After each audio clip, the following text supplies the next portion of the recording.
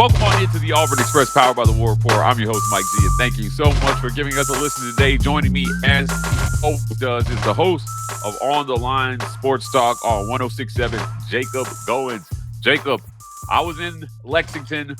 Let me tell you, it felt good to see the Tigers take care of business. First Alabama State and then Creighton. Look, Creighton gave them a run, but ultimately with Janai Broome having a bad day, everyone else stepped up, including Tahad Pettiford, which is where I want to start.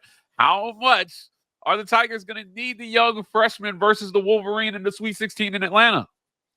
Man, how many times have I said I love Tahad Pettiford? The fact that he came in as a freshman, understood that he was not going to be a starting guard, and has just lived up to every expectation possible and then exceeded all of those expectations. This guy's a stone cold killer, Mike. He's awesome. We love Tahad Pettiford. And you have seen very few games this year where he has not lived up to that, where he has not played a good game, but he immediately bounces back. And if you remember back in non-conference play against the likes of Houston and Iowa State and Duke and Purdue, that's when he played his best basketball, was on the biggest stage in the biggest moments. So I fully expect Tahad Pettiford to continue to do that. You will need him against the likes of Michigan because I think this is going to be a very guard-heavy game because of the two bigs that they have, Golden and Wolf. You've got two bigs in Auburn, of course, with Janai and Dylan. Those you're hoping kind of, wash each other out, right? Just kind of even out, and then it's all about the guards. And we know Trey Donaldson at Michigan, who is fantastic, and I'm a big fan of Trey.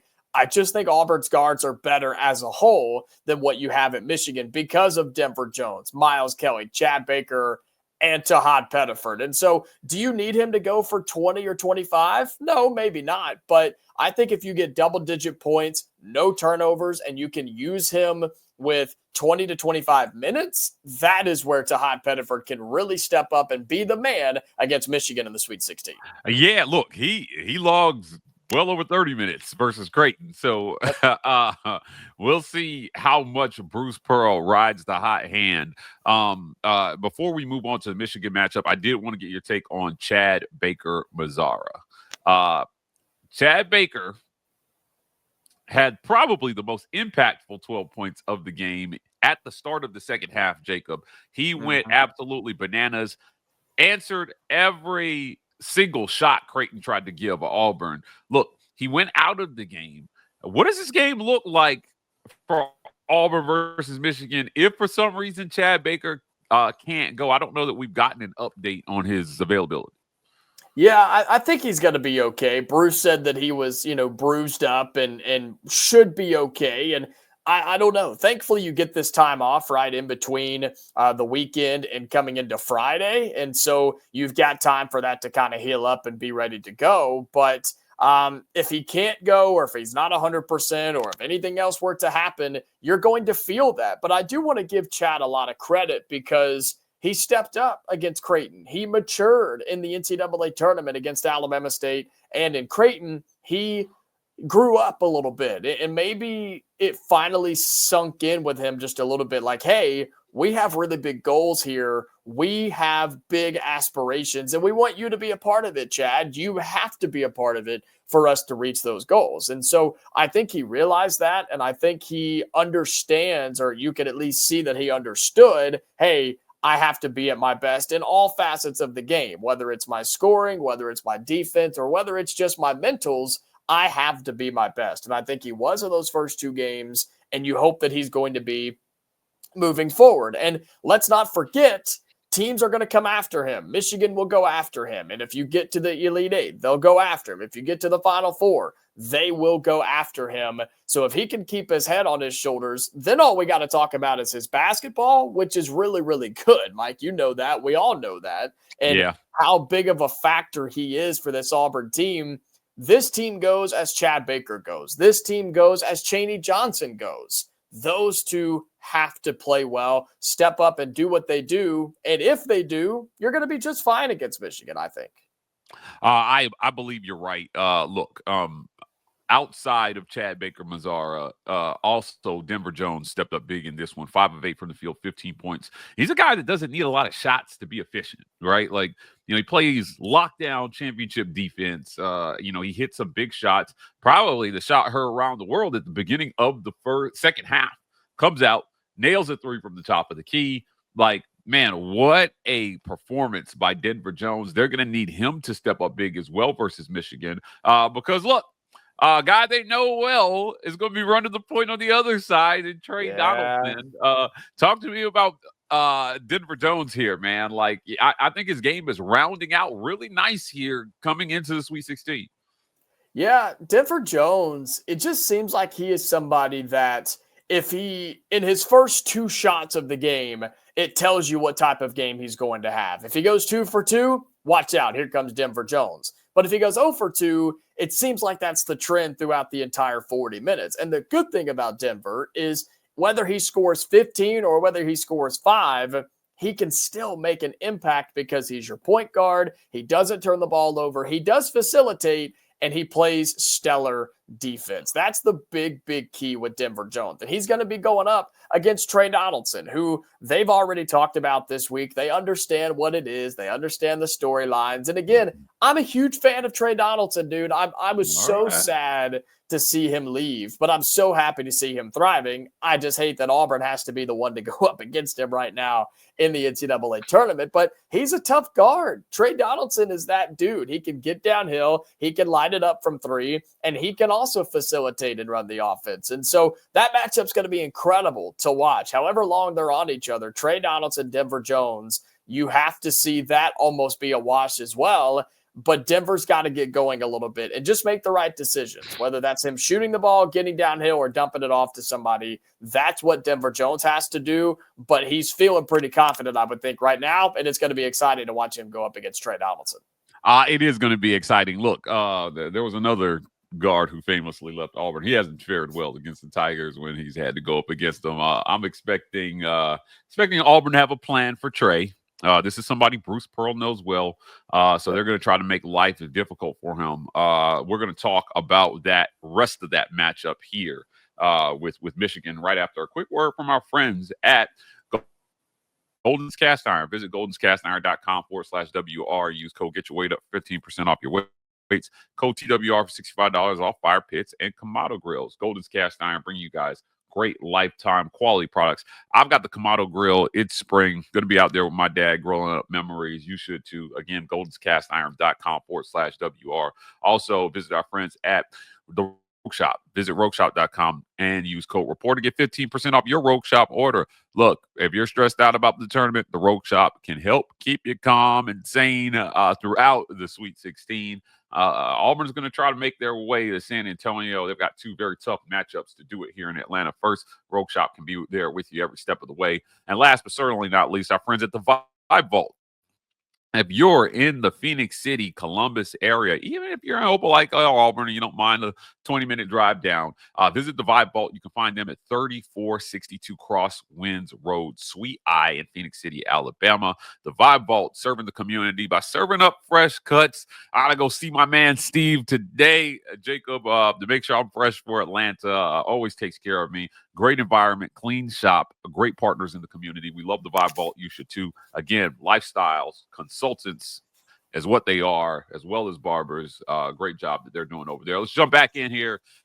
Jacob, Michigan, Sweet 16, they did it. They broke through the 4th wall, and they got to the Sweet 16. The Auburn Tigers, it felt good. It had to feel good for Bruce Pearl to get out of that first weekend after, the last few years, the way things have gone. If you're Auburn, last year you got screwed with that 4 seed. And for people who don't believe that these seeds matter, right? There's not I think the only 2 seed that's out of the tournament right now is St. John's. I think so, yeah.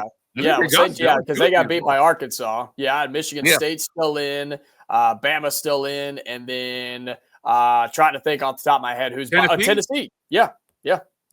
So I mean, look, you've got all the number 1 seeds and 3 2 seeds through to this next round. And if you're Auburn, I saw some chirping, Jacob, from people saying, Well, people were talking about Bama's path being easy as a 2 seed. And they were like, Sure. well, Auburn didn't exactly play a world beater. And I'm like, yeah, that's what happens when you're the number 1 overall seed.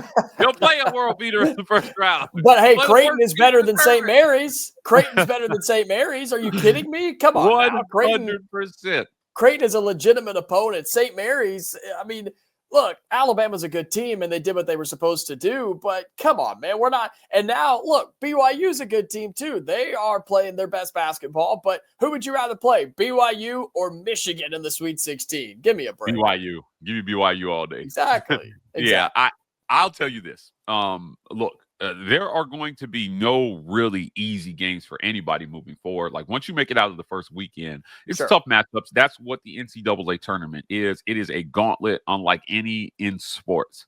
However, if you're Auburn, you've got to validate this best season ever, I think. Yeah. And you've got to get out of the Sweet 16. You got to get into the Elite Eight. I think fans could stomach a close loss in the Elite Eight. I don't think an early out in the Sweet 16 is going to do it, especially with 7 teams from the conference in the Sweet 16, a record. ACC held the prior record of 6. And I ran into Greg Sankey, and I had a chance after they lost to Creighton and said, hey, Commish, how many teams do you think here? And he said, hell, how many we got? He actually tweeted about this, Jacob. I don't know if you saw it. I did see this. I did. Yeah, it was awesome. It was great. Tweeted about our interaction. And I'll tell you this.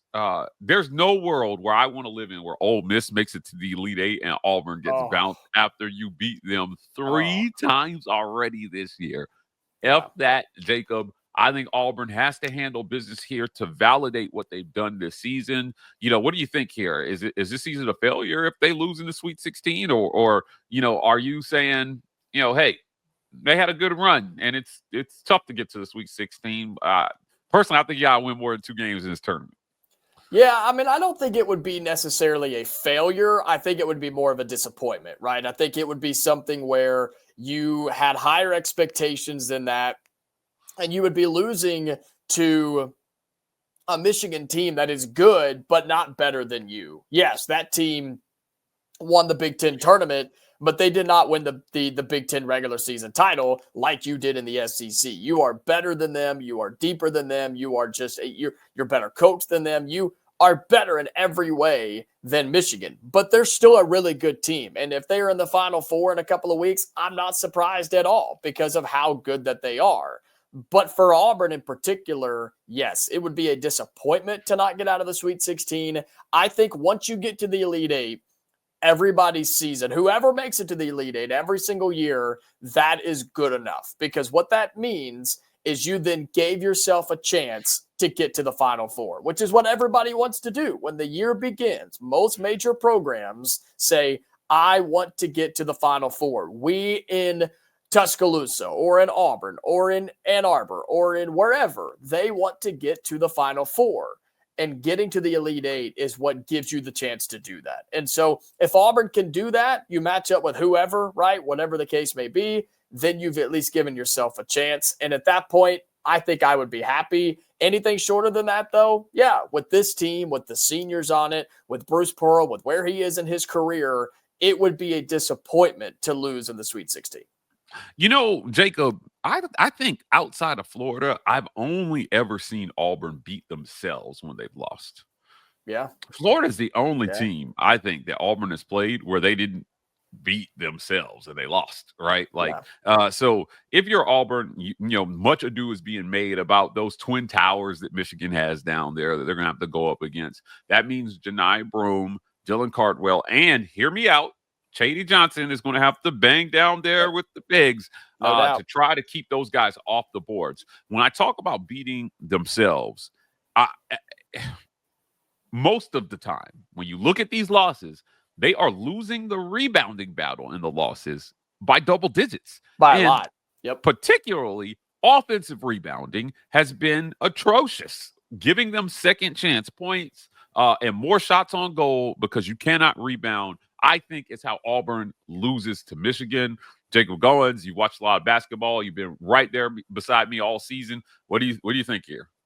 Yeah, look, I think you're spot on with the rebounding thing. Auburn doesn't necessarily have to win the rebounding battle. You just can't get crushed in the rebounding battle, as you mentioned, by Yeah. double digits sometimes we've seen this season in the SEC. And while Michigan isn't just this crazy three-point shooting team, every team is good when you give them several opportunities. And the best broadcasters and commentators say the best time to shoot a three is off an offensive rebound. Michigan will do that. And when they play 2 7-footers, you have so many opportunities to do that. And so Auburn has to find a way. And I've said this all week and will continue to say it until Friday night.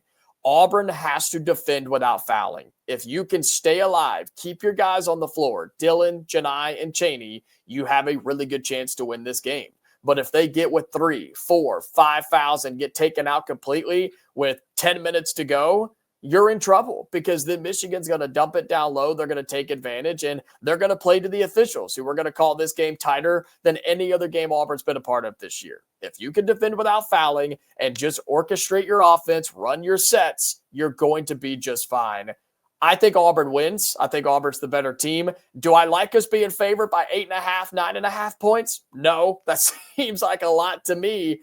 But I think Auburn does pull out the win because of the guard play and how well Auburn likes to shoot inside of State Farm Arena. Give me the Tigers, Mike. I think Auburn gets it done. I'll say something like 86-80. I think Auburn wins and they move on to the Elite Eight. 86-80. I like it. Look, win offensive, win the rebounding battle, right? Defend without fouling. And I'll say this, which is an obvious win every game. We talk about it every week. Protect the basketball. Do not turn the ball over. Single-digit and turn turnovers. Michigan over too. Yes, right. Single-digit turnovers, I think, versus Creighton there in the second round. If you're Auburn, I think moving forward, you've got to continue that trend of taking care of the basketball. Now, one thing that we've seen to close out this segment, Jacob, and I'll give my prediction, is that it seems like so far, through the first 2 rounds, the refs have swallowed the whistle and just kind of let them play. Not a lot of fouls called until they had to foul in the Creighton game. But I think the first couple games that Auburn has played have been well officiated. I'm going to knock on wood here. I hope that continues. But if you're calling the game straight up, I think it suits Auburn's style of basketball because they don't mind being physical. But if they set a tone for calling ticky-tack fouls early, you're right. They have to be careful. Janai Broome, is in a slump, I think. We can say, it was what we saw versus Creighton. I don't think that continues. They won in spite of that. Now, he did other things. He rebounded. He played defense. He did other Janai Broome things that don't pop out on the stat sheet, but obviously helped them to the win. They're going to need him to score, I think, in these next 2 rounds if they're going to, and it doesn't have to, I'm not saying he's got to go out and drop 25, 26 points, but I think somewhere in the 12 to 15 point range is what you need. Single digit performances from Janai Broome, I don't think get it done. Fortunately, Auburn is in the position where I think they can survive one more game like that as long as, because it was Janai and Miles. I think they were combined 5 of 21 in a game that Auburn won by 12. So, look, if Chad Baker is not going to be at 100%, one of those guys is going to have to be able to not have the type of game that they had versus Creighton. So give me one. I'd rather have Janai, I think, than Miles, because with Janai, you're really controlling the game. With Miles, obviously, you get big shots. But, those guys are going to have to pull their game up, I think, in this next one if Auburn is going to survive and advance. Jacob Goins, I appreciate you joining me today. As always, before we get out of here, tell people where they can find you. Yep, Monday through Friday. If you're in the Auburn-Opelika area, ESPN 106.7 from 2 to 4. Or if you're listening across the state, across the country, doesn't matter. You can tune in, ESPNAU.com. We also post the show wherever you get your podcasts on Spotify and stuff. It's just the regular 2-hour show. We put it on our website for you. So check all that out, ESPNAU.com. That's it for another great edition of the Auburn Express, powered by the War Rapport. If you want more content like this, please hit like and subscribe. We are the War Rapport on every social media platform. CW Rapport on TikTok. Signing off, and as always, for you.